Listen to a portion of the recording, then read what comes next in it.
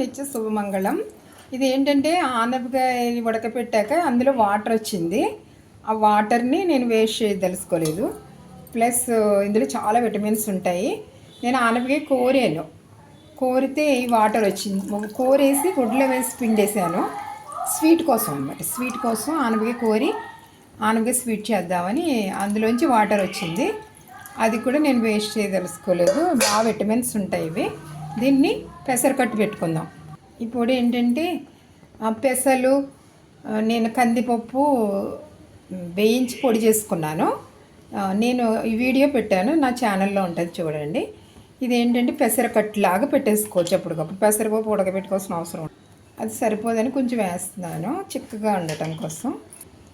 కొంచెం పసుపు వేసుకోవాలి, పచ్చిమిరపకాయలు పేస్ట్ వేస్తున్నాను,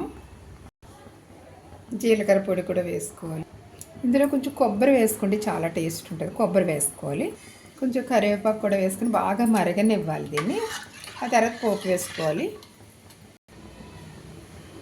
సాల్ట్ వేసుకోండి.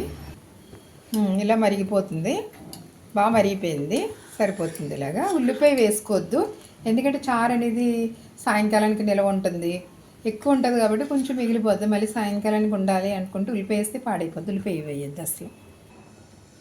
పోపు వేసుకుందాం. కొంచెం ఆయిల్ వేసుకుని కొంచెం వెల్లుల్లిపాయ వేసుకుందాము.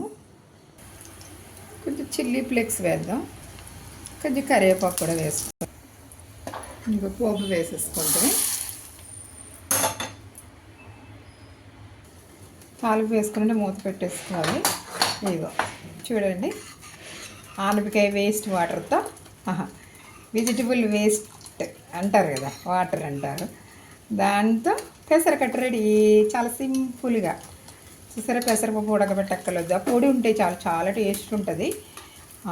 పెసరపప్పు ఉడకబెట్టక్కలేకుండా అప్పటికప్పుడు ఇన్స్టెంట్గా చేసేసుకోవచ్చు అనమాట. చాలా బాగుంటుంది, చాలా టేస్ట్ ఉంటుంది. చూసారా, పెసరకట్టు, ఆనపకాయ నీళ్ళతో పెసరకట్టు రెడీ. ఇదేంటి, పోషకాల గని, చాలా పోషకాలు ఉంటాయి ఇందులో. వాటి ప్రోటీన్ ఉంటుంది, విటమిన్స్, ఆనపకాయలు ఎన్ని విటమిన్స్ ఉంటాయి అన్ని విటమిన్స్ ఉంటాయి ఇందులో. ఓకేనా, మీరు కూడా చేసుకోండి. మంగళం నిత్య శుభమంగళం.